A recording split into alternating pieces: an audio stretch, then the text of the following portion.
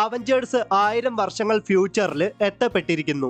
അവിടെ എല്ലാം Kang the കോൺക്വറിന്റെ കൺട്രോളിലാണ്. കാങ്ങിന്റെ ഒരു കാങ് ഡ്രോയിഡ് അവഞ്ചേഴ്സിനെ കണ്ടുപിടിക്കുന്നുണ്ടെങ്കിലും ഹൾക്ക് ആ കാങ് ഡ്രോയിഡിനെ ആക്രമിച്ച് നശിപ്പിക്കുന്നു. പെട്ടെന്ന് തന്നെ കാങ് അവിടേക്ക് എത്തുകയാണ്. കാങ്ങിനെ കണ്ട അയൺമാൻ കാങ്ങിനെ ആക്രമിക്കാൻ ശ്രമിക്കുന്നുണ്ടെങ്കിലും അയൺമാന്റെ ആർമർ തന്റെ ഡിവൈസിന്റെ സഹായത്തോടെ കാങ് കൺട്രോൾ ചെയ്യുന്നു. ടോണി സ്റ്റാർക്കിന് ഒന്നും ചെയ്യാൻ സാധിക്കുന്നില്ല. അയൺമാന്റെ ആർമർ അവഞ്ചേഴ്സിനെ തുടരെ ഷൂട്ട് ചെയ്ത് ആക്രമിക്കുന്നു. എന്തായാലും ഹൾക്ക് തന്റെ എല്ലാ ശക്തിയും എടുത്ത് അയൺമാനെ ഹൾക്ക് സ്മാഷ് ചെയ്യുന്നതോടെ അയൺമാന്റെ ആർമറിന്റെ എല്ലാ എനർജിയും നഷ്ടപ്പെടുന്നു. അതെ, അയൺമാന്റെ ആർമർ നശിച്ചു.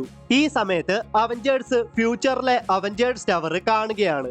അവഞ്ചേഴ്സ് ടവറിലേക്ക് പോകാൻ ശ്രമിക്കുന്ന ക്യാപ്റ്റൻ അമേരിക്കയും ബ്ലാക്ക് വിഡോയെയും അതേപോലെ ഹോക്കൈയെയും ഫ്യൂച്ചർ അവഞ്ചേഴ്സ് ആയ ഒരു കൂട്ടം റിബൽസ് വളയുന്നു. ഇതേ സമയത്ത് അവഞ്ചേഴ്സ് ടവറിലേക്ക് കടന്ന അയൺമാനും ഫാൽക്കണും ഹൾക്കും അവഞ്ചേഴ്സ് ടവർ കണ്ട് അതിശയിക്കുന്നു.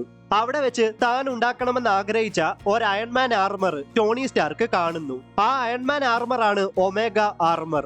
എന്തായാലും ടോണി സ്റ്റാർക്ക് ആ ഒമേഗ ആർമർ ആക്സസ് ചെയ്ത് ആ ആർമർ സ്യൂട്ടപ്പ് ചെയ്യുന്നു. അത് മാത്രമല്ല, അവിടെ വെച്ച് ടോണി സ്റ്റാർക്ക് താൻ ഇതുവരെയും കണ്ടുപിടിക്കാത്ത ഒരു ആർക്ക് റിയാക്ടറും കാണുകയാണ്. പെട്ടെന്ന് തന്നെ ഒട്ടും പ്രതീക്ഷിക്കാതെ ഒരാൾ അവിടേക്ക് എത്തുന്നു. അതെ, ദ ഗോഡ് ഓഫ് തണ്ടർ ആയ തോർ. ആ തോറിന്റെ ഒരു കൈ ഉരു മെറ്റൽ കൊണ്ടാണ് നിർമ്മിച്ചിട്ടുള്ളത്. അത് മാത്രമല്ല, തോറിന് നല്ല പ്രായവുമുണ്ട്. അവഞ്ചേഴ്സിനെ കണ്ടാൽ തോറിന് മനസ്സിലാകുമെങ്കിലും താൻ ഇപ്പോൾ കാണുന്നത് കാങ്ങിന്റെ ട്രിക്കാണെന്ന് വിചാരിക്കുന്ന തോർ മറ്റ് റിബൽസിനോടൊപ്പം അവരെ ആക്രമിക്കാൻ ശ്രമിക്കുമ്പോൾ ക്യാപ്റ്റൻ അമേരിക്കയും ബ്ലാക്ക് വിഡോയും മറ്റ് റിബൽസും അവിടേക്ക് എത്തിയിട്ട് തോറിനോട് അവഞ്ചേഴ്സ് റിയൽ ആണെന്നും അവഞ്ചേഴ്സിനുണ്ടായ പ്രോബ്ലംസ് എന്തൊക്കെയാണെന്നും പറഞ്ഞു കൊടുക്കുന്നു. പെട്ടെന്ന് തന്നെ അവിടേക്ക് കാങ് ദ കോൺക്വറർ എത്തുന്നു. എന്നിട്ട് അവഞ്ചേഴ്സിനെയും റിബൽസിനെയും ഇല്ലാതാക്കാനായിട്ട് തന്റെ ആർമിയെ കാങ് അവിടേക്ക് അയക്കുന്നു. അവഞ്ചേഴ്സും കാങ്ങിന്റെ സോൾജേഴ്സുമായിട്ട് ഒരു വമ്പൻ പോരാട്ടം നടക്കുന്നു. ഈ സമയത്ത് കാങ് ആർക്ക് റിയാക്ടറിന്റെ എനർജി അബ്സോർബ് ചെയ്ത് തന്റെ പോർട്ടൽ ജനറേറ്റർ ചാർജ് ആക്കുന്നു. എന്നിട്ട് കാങ് ഒരു പോർട്ടൽ ക്രിയേറ്റ് ചെയ്ത് പല എർത്തുകളിൽ പോയിട്ട് അവിടെയെല്ലാം കോൺക്വർ ചെയ്യാൻ തയ്യാറാവുകയാണ്.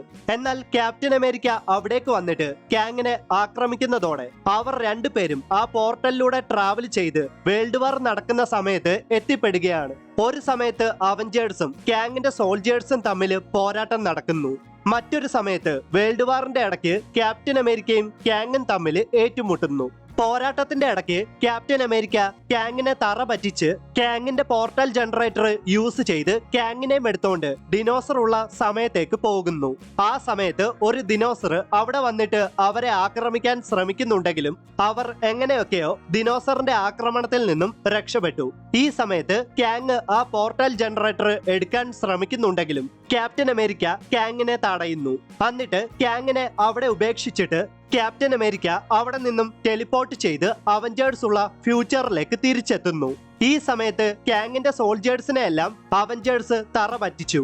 എന്തായാലും കാങ്ങിന്റെ പോർട്ടൽ ജനറേറ്റർ ഉള്ളതുകൊണ്ട് ഫ്യൂച്ചർ അവഞ്ചേഴ്സ് ആയ റിബൽസിനോടും തോറിനോടും യാത്ര പറഞ്ഞിട്ട് അവഞ്ചേഴ്സ് പാസ്റ്റിലേക്ക്, അതായത് അവഞ്ചേഴ്സിന്റെ റിയൽ ടൈം ലൈനിലേക്ക് തിരിച്ചെത്തുന്നു. അവഞ്ചേഴ്സിനെ കണ്ട തോർ വളരെ ഹാപ്പിയായി. നമുക്ക് എന്തായാലും അടുത്ത എപ്പിസോഡിൽ കാണാം.